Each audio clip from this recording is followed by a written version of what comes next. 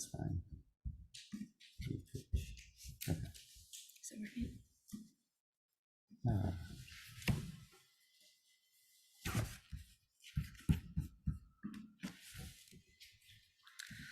Okay, so today's design topic is kind of following up on what Evan taught, responsive layouts, but this is responsive design. How can you design your website to be responsive?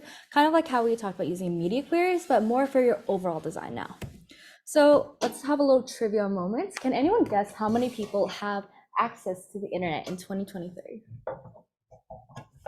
Over there? 3 billion? Good guess. There's a little bit more actually. 4? Very close. So actually, there's nearly 5.07. I think this number has increased by now, but a billion people, which is essentially around 60%, which is crazy to think about. That many people in the world have access to internet today. And this also means that internet is accessible from so many types of devices, whether it's a laptop, your own tablet, smartphones, gaming consoles, smartwatches, fridges even. I saw like this one tweet that was tweeted from like a Samsung fridge, so that was kind of crazy. Honestly, the internet has expanded so much nowadays, and this kind of shows that we are in like the post-PC era. In this little graphic here, you can see that there's been an increase of mobile device use compared to desktop TV and as well as radio that has decreased a lot until like 2021. So it's quite crazy. I think this is to show the impact of Apple's iPhone, because definitely the iPhone has made mobile devices much more frequent and like just very common in the world. So yeah. So I think a lot of you guys, while coding your midterm project, ran into this issue where your site wasn't quite working on all devices, or maybe it looked funky on like another person's device, or maybe you try to use it on mobile. But essentially, this is because when we were teaching for the previous like first half of the semester, we kind of focused more on teaching the basics. But now we're gonna get into how you actually make your website responsive, which a lot of websites nowadays are. So as you can see here, we have these 3 little cute cats. There's like pictures on a 1280 pixel by like 1280 pixel screen width, and then each box is around 300 pixels. But as you can see here in the next slide, once you move to a smaller device, let's say a phone, where it's like a 300 pixel screen, it only shows the middle cat, and then the other 2 cats are neglected, which is very sad for them. So we want to make sure we're not neglecting these other 2 cats, or in your case, just other parts of your website that might be hidden if you're using a smaller device. A way you can actually check this is Google has a really cool like Google mobile friendly test, and you can just type in any URL and you can see if it's mobile friendly or not. So yeah. So essentially different devices, they have different screen sizes and rendering engines, which we'll get into, and content that you've designed on your laptop, maybe even just on Figma. When you were choosing your frames, you might have noticed it might have been smaller or a little larger than your actual like device that you were coding on. So it won't look the same when you're designing it versus like a smaller device or maybe a larger device. So what does this mean when we're designing? What does this mean for us designers? We need to make sure that all of our websites, when we're in the process of designing it and ideating it, that it will work for all types of devices and browsers. So this is where responsive web design comes in. What exactly is it? It's the intent of designing a website for multiple screens and devices so that there's an optimal experience regardless of the size of your device. So this will deal with browser compatibility, screen resolutions, mobile compatibility, and these 3 aspects of responsive design I'll get into. So the first issue is browser compatibility. Personally, I am a Google Chrome user, but I know many people might be using Safari, such as David, as you can see here, this is Safari. But essentially, each browser will have their own type of rendering engine, which is essentially a software that will draw text and images on the screen.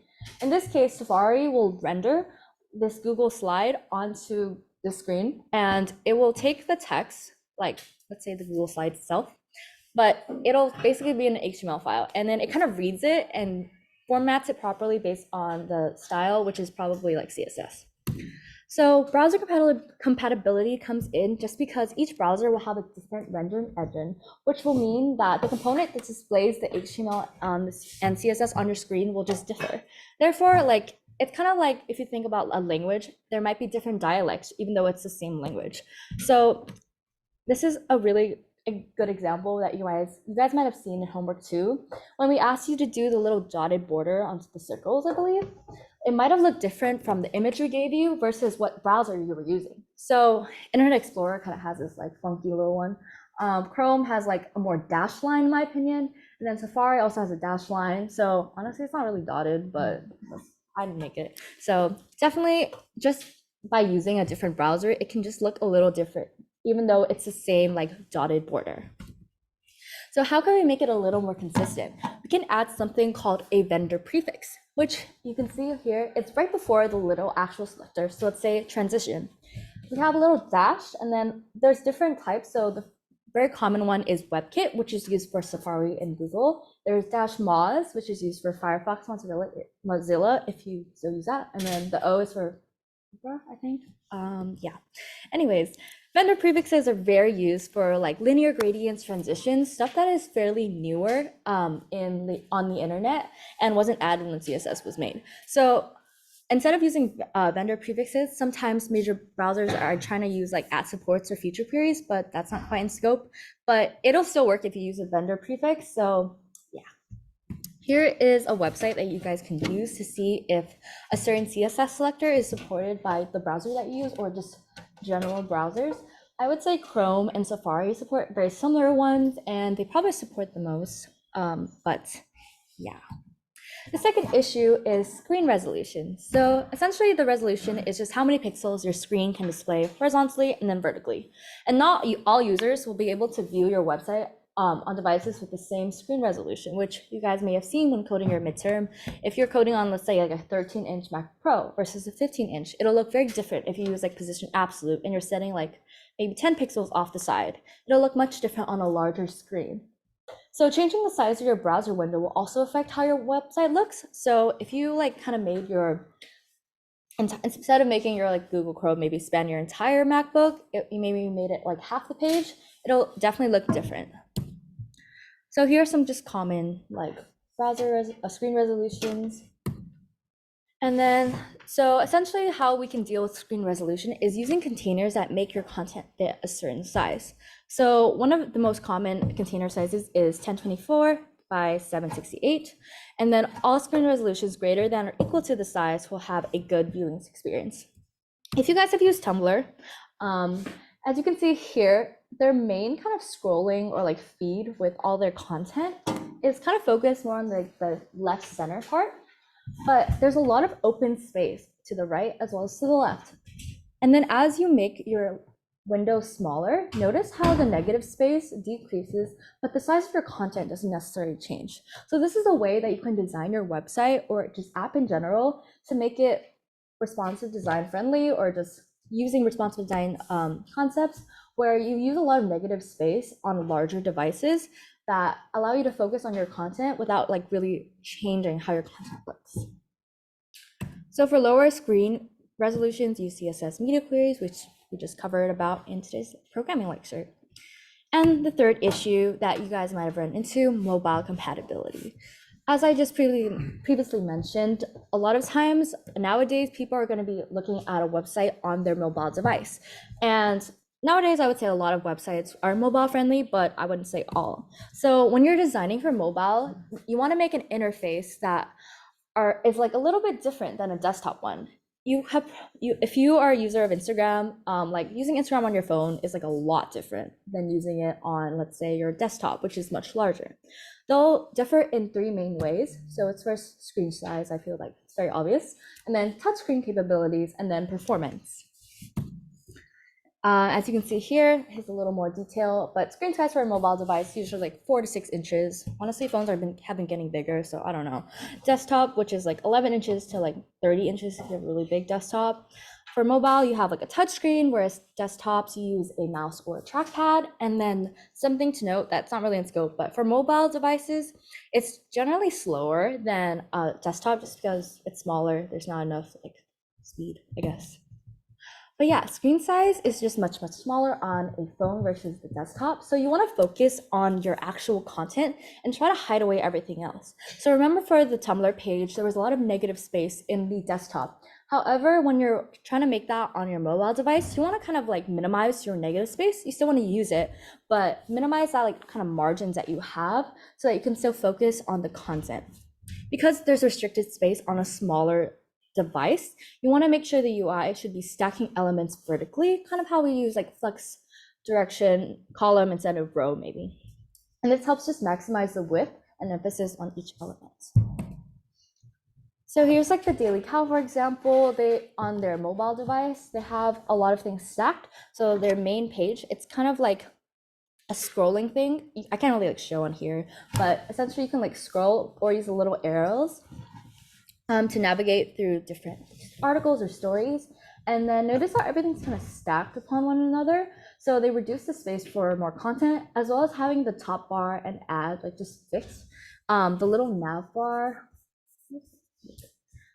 as you can see, this little hamburger thing is very, very common just because you don't want a full nav bar spanning the top, just because that's going to be taking too much space. If you actually want to be accessing something, you'll just click on the little hamburger and then maybe there's a little pop-up or something. Here's another example. If you guys have been playing the game, what is it, like Checkmate?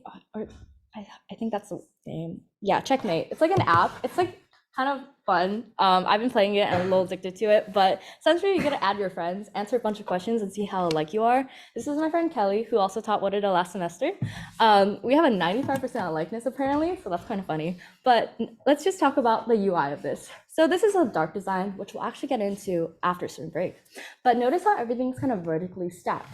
We have an emphasis on the percentage of like how alike you are. And then after that, I don't think the visibility is that good, just because of the projector and stuff. But essentially it says like, oh, this is one of the best matches we've seen, and then point of agreement, and then I think it says like criticism motivates me. I guess we are both motivated by criticism. But yeah, there's a lot of emphasis on like everything is vertical. You read from top down, which is just very natural for, I guess, in English.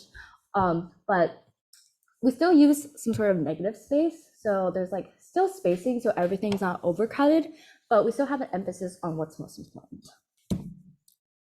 Another thing is how you hold your mobile device is really important. You probably hold it with just, oh, yes.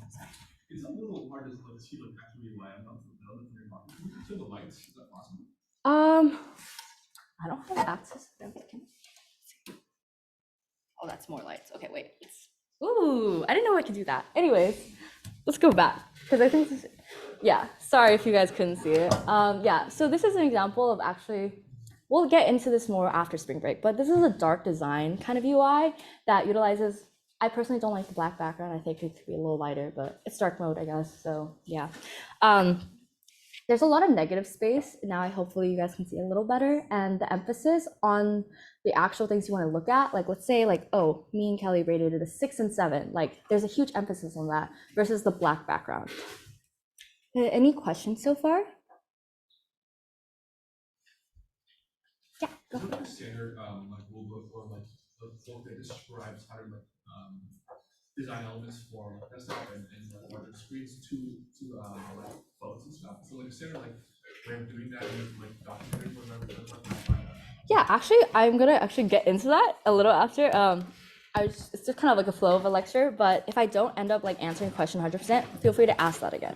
But I do like kind of go into like, what are some ways you can design it to be both mobile and desktop friendly? Yeah. Any other questions? We'll move on. I don't know about you guys, but I hold my phone kind of like with one hand. I kind of drop it a lot, so it's maybe not the best, but I kind of hold it with one hand. I kind of scroll using just my thumb. And this is honestly a very common way that most users hold their mobile devices. As you can see, 49% hold it one-handed, whereas like 36% hold it with two, and then 15 like kind of use it as like two with your thumbs like this, which is probably used for like texting. But for the most part, a lot of us use our mobile phones one-handed.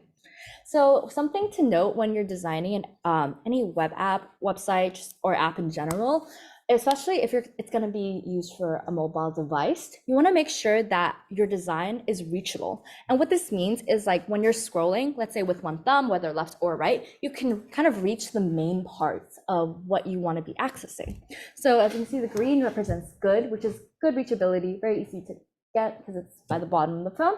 Then medium is like if you want to like stretch your thumb, I guess. And then out of reach is kind of like very close to the top where it's like very hard to reach. You would have to basically use your other foot.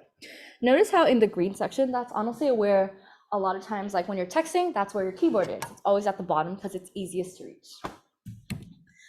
So any mobile device or just tablet in general will be touchscreen. And this means you'll probably be using your thumb or maybe your index finger, and your thumbs are not the most precise as much as a cursor, let's say. And how we can make it a little bit easier for your design is add padding to accommodate for the size of people's thumbs. Maybe some people have really large thumbs and just kind of tap things by accident. So commonly these buttons should be placed at the bottom, but also have a little bit of padding. So in this example, as you can see, the tiny buttons on the right are not very friendly for people with bigger thumbs. But on the left, we have a little bit more padding and a little bit more space so that if you're not as accurate or precise, you can still click the cancel or save button. All right, here's an example of a very like mobile friendly, like mobile reachable design. So Lyft, you probably just use this on your phone. If you ever need a ride, you pull up Lyft, and notice how on the very left image, the first thing you see is like you have a map at the top, which allows you to see like, oh, where's the closest cars? But that's not exactly what you need. You need a ride, right? You need like a car. So you need to type in the address where you're gonna get to. So notice how it's at the very bottom, but it's not like too small, and you can just use your thumb to click it. And it's very much in the green good zone of reachability. And then even after, when you want to be clicking for the lift, if you want like premium or like just a general lift, notice how it's always at the bottom. And this is an example of an effective mobile reachability. Another example is GitHub's website. There's a lot of good responsiveness. So on the desktop, as you can see on the right, it's a lot of negative space to round, but still focusing on the content. And then when you move to maybe a smaller width, maybe an iPad or something, you still have that general form, but it's a little bit more centered and vertically stacked. And then once you get to a smaller width, maybe for your mobile device, we even get rid of the entire, I think it's like sign up for GitHub, but we still have a button that says sign up for GitHub. So it'll probably take you, if you click on that button, like to the actual page where you can fill out the stuff, but we don't want to waste the space because this is honestly taking up like probably it would span the entire mobile device. And that's just gonna overwhelm the user if it's on a mobile device that's already so small. We wanna make sure the intention for everything we have on a mobile device is there. Here's an example of Slack's website. Like, I really like their little cool like puzzle image thing. So this is just a desktop. And then the moment I made the window kind of smaller, notice how the things that were like in a row now become vertically stacked. And then when I made the width even smaller, then the puzzle pieces then came to the top and everything like further stacked. So it's basically using like vertical stack rather than everything in a row because the width is limited. And essentially we just want to emphasize like using a vertical kind of display versus like a row direction, which we would use more for desktops. And then something I don't know if you guys know, but iOS has a really cool like reachability thing. So you go into your settings, accessibility, then touch, then you can turn on reachability. So essentially what you can do is just swipe down at the bottom of the edge, and then it kind of allows you to like swipe between certain apps easier. So I think this is really cool for accessibility. As for performance, I kind of touched upon this, but essentially rendering performance on a mobile device will be roughly half of a desktop, which is quite slow actually. So a lot of times if like your website is taking forever to load, it's just because your device can't be as fast as a PC per se. So some solutions to this is actually to minimize JavaScript heavy front-end manipulation. A lot of times we'll be going over JavaScript next week and like after spring break as well, but JavaScript is very slow, and using a lot of JavaScript can make any like website a lot slower, even on desktop. And then once you move that to mobile device, it becomes like 2 times as slow. Another thing you want to minimize is use of transitions and animations, hover effects. This is not to say you cannot use animations, but we want to use them, as we covered and said previously, we want to use them effectively and minimally. For the hover effects, obviously, like you can't really hover on a touch screen. You can't do the same thing where you're like, it's a cursor, you hover over it, you'll just like kind of touch it and then it takes you to the next page. So you kind of want to minimize hover effects or just omit them if you're, let's say, on like a mobile device that's like smaller than like X amount of pixels. So essentially the mobile UI should be as simple as click and scroll. So what's the solution to all the things I just said? Like a lot of issues with browser compatibility and all that stuff. It's having a mobile first design. Now in the past like 6-7 weeks, we covered a lot of heavy web design and just how to make a website pretty. But now we're taking in the scope of different devices that you're viewing the website on. And a solution to making the design work for every device is just making it a mobile first design. So essentially what we want is to, so let's just like summarize it. Mobile first design essentially is a design strategy that allows you, when you're creating your website or app, you should start sketching or prototyping on the smallest screen. When you were using Figma, you probably chose like MacBook or like just like a large frame because you were coding on a desktop. But when you're actually designing it, you want to start with the smallest screen first and then work your way up to larger screens. This is how we can deliver the right user experience to the right device. It's harder to squash things down than just like scaling up. So by designing mobile first and then designing for like larger screens, it makes you think like what is important? What are the main things I need to highlight? So visual hierarchy, and then it also takes accessibility to the next level. Question? Is that because like starting with the most constraints and then releasing them after is like just easier model? Is that why we do that? Yeah, so essentially what you said, we start with the smallest device or like screen because let's say like a frame of 300 pixels. You only have 300 pixels to work with. So you want to emphasize like what is the most important thing I want to tell the user? It's this and this, right? You don't want to be wasting the precious space you have because as we previously talked about, like user like span is very limited when you're like scrolling through TikTok very fast. People are there for 10 seconds. So by limiting yourself and making it the constraints as hard as possible at the beginning, once you have more space, let's say you go to a tablet, now you have more open space to play with negative space. And also maybe you want to add like a little fun animation and you're like, okay, well, how can I also incorporate that in the mobile design maybe, or add some more aspects. And then once you get to the desktop, you're like, okay, I already know what's important. Let's add that. And let's play around with the negative space and make sure that the emphasis is still there on what is most important. That was a great question. Any other questions?